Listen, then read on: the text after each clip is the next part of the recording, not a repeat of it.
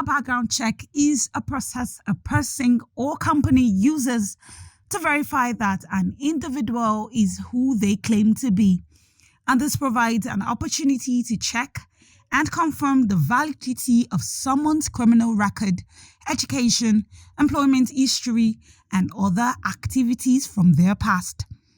Fortunately, performing background checks on applicants and employees is an effective way to discover potential issues that could affect your business or establishment. Today, expert MD CEO Primex Group will be enlightening us on how to run background checks and many more. This is TV Independent. Stay tuned.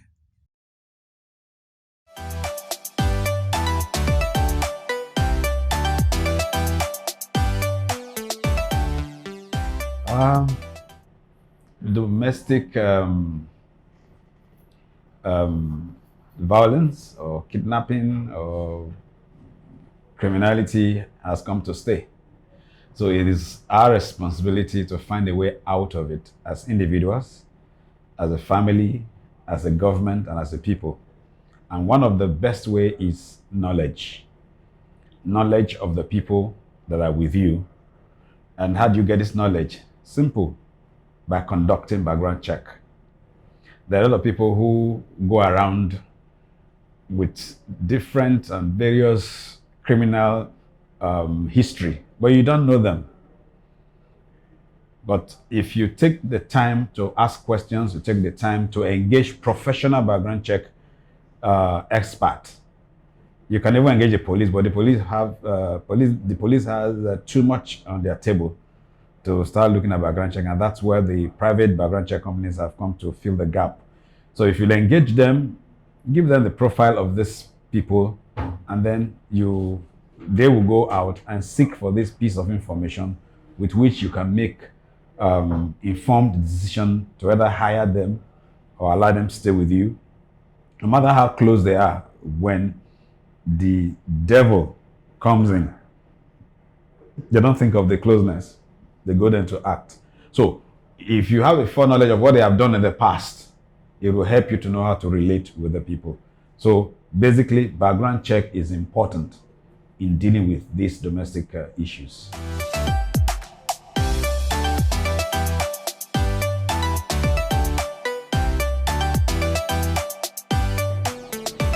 It's still at a very, very low ebb because the average Nigerian is a reactive person, not a proactive person. So things happen, and then when things happen, they start running up and down looking for solutions.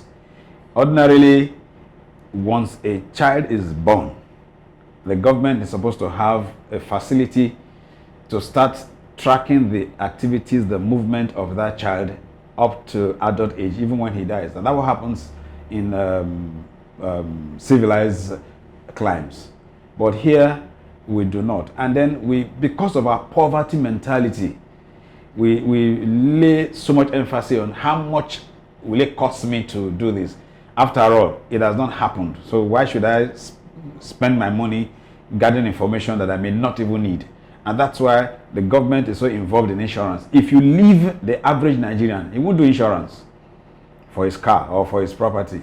But because it has become a law, and nobody wants to be on the other side of the law, so people go ahead to do it. So that's what has affected background check, why the acceptance has not been so robust. But the moment the government is involved and makes it compulsory, that you discover that people will do it out of compulsion. And in doing out of compulsion, it becomes a culture over time. So in terms of acceptance, it's not very much because the knowledge of it, the benefit of it, the relevance of it has not been captured in terms of our lifestyle. And that's why the acceptance is very low. But it's all good. We're coming up gradually with things like this, making interviews like this and exposing the benefit. I'm sure over time it will become acceptable.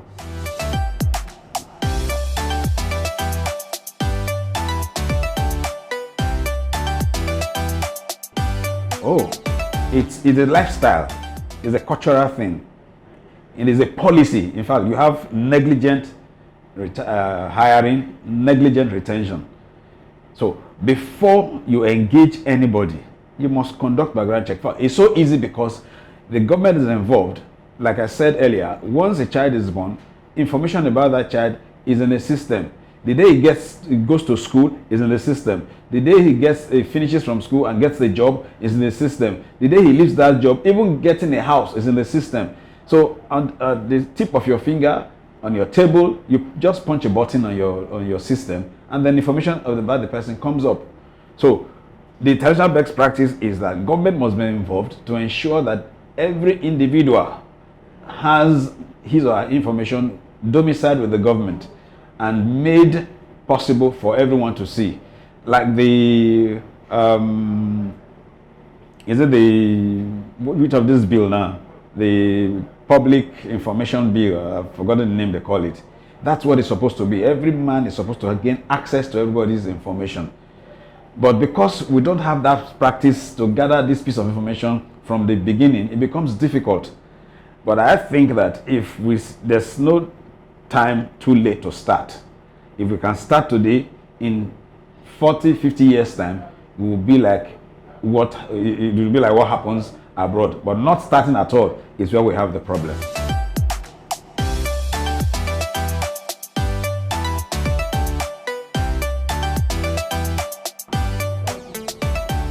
Now, there are so many fronts to solving it.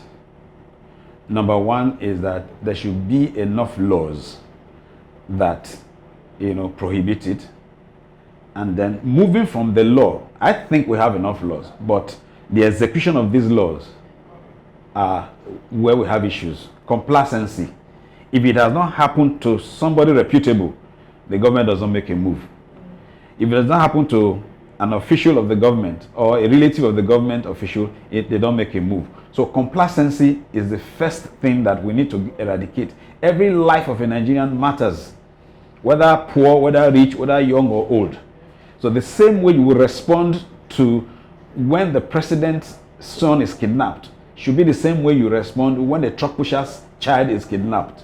So with that, the elements that are involved in this, we know that the government does not joke with the citizen. That's number one.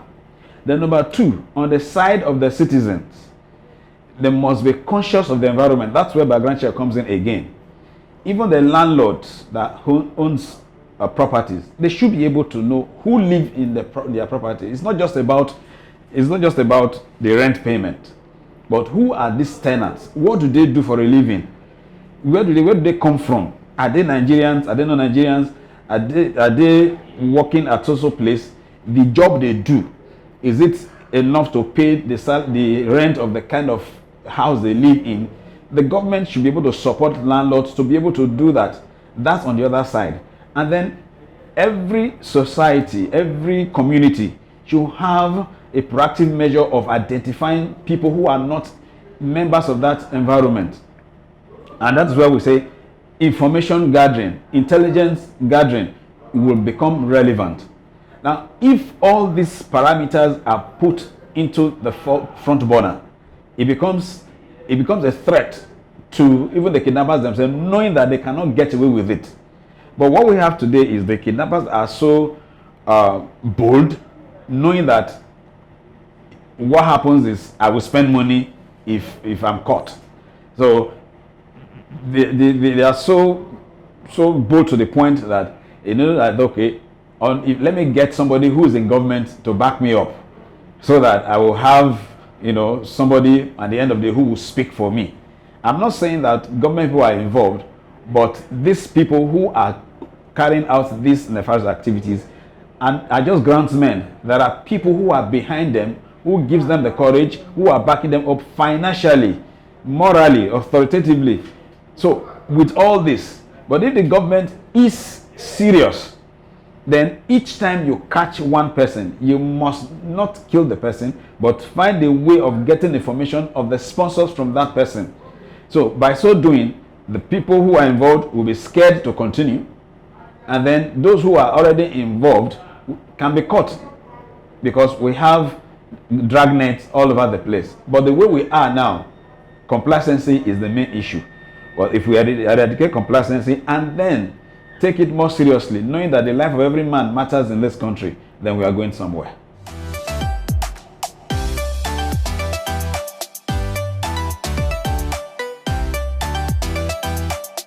Oh, in fact, background check is the first part of safeguarding your investment. Now you spend, let me just use a simple analogy. You spend 15 million naira to buy a car. It's an investment, even though it's luxury. Now you want a driver to drive that car. Probably you're paying the driver 50,000 naira salary. And they say, okay, use 50,000 naira to conduct background check. And you say, no, it's too expensive. After how much is the driver? The driver knows that you know nothing about him. So tomorrow you send him to go and buy a newspaper, he moves away with the 50 million naira car. Has the investment not gone down the drain? How do you trace him? You employ an accountant, you employ a marketer in your organization. You did not conduct background check. And that marketer has with him an investment of over 50 million naira worth of goods to sell. And this man, his salary, probably 100,000 naira. You didn't conduct background check, but because he spoke eloquently in interview, you feel that, oh, this is the man I'm looking for. And then you give him over 100 million, 200 million worth of items to go and sell. And the man looks back and says, my salary is 100,000. How many 100,000 will I make to be able to live a good life? And he moves away with the 150,000 naira item. Is your investment not gone down the drain? Or you employ somebody because he tells you that in the interview where he has worked before, he is the expert, he's the soul of the business, is this, is that. Talk is cheap. And then on the basis of that, you give him the kind of money he requested as salary. And then the guy starts working. His performance is not optimal. His performance cannot benchmark what he has mentioned in interview. But if you had conducted previous employment check, the previous employer will be able to say, oh, this man was not good, that's why we sack him, or he's an average performer, and all that. So this is how background check can save your investment, because it will help you get information that will help you to work well and know the people you're working with, and also help you to know where you lack, where you need to work on. So it's not necessarily because you don't want to employ the person, or because you want to be sure, or you want to know whether the person is an armed robber. No, but it will help you to know the weakness of the person and then improve on that area.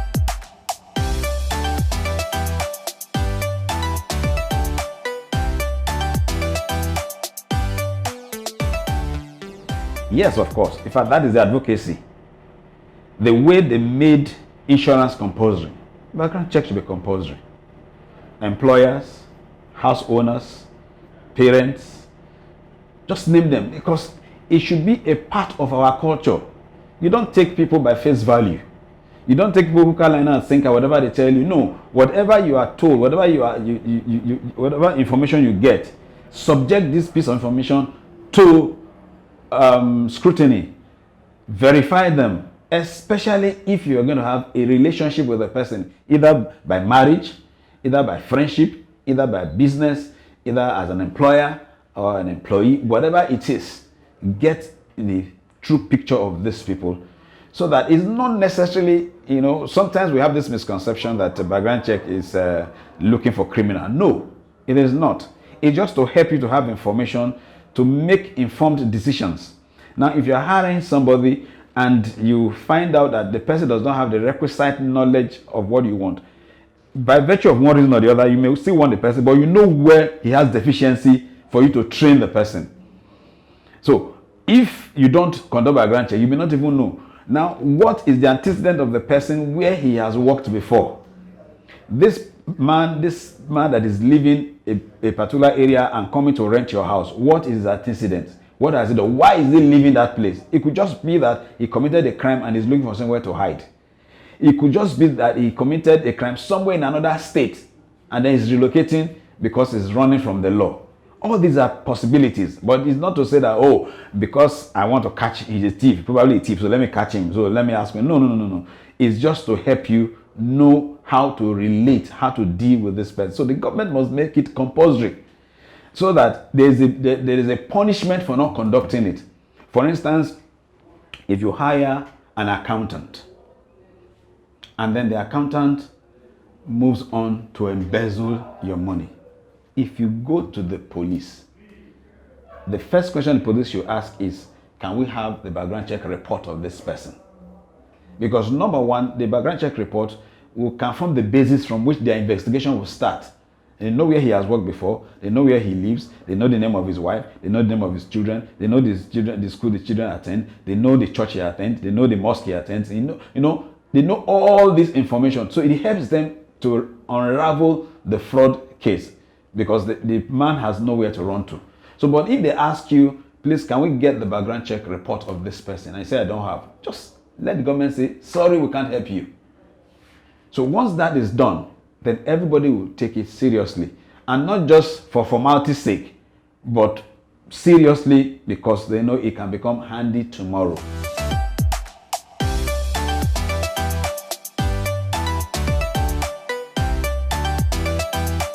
I have the privilege of publishing the first and only book on background check in Africa.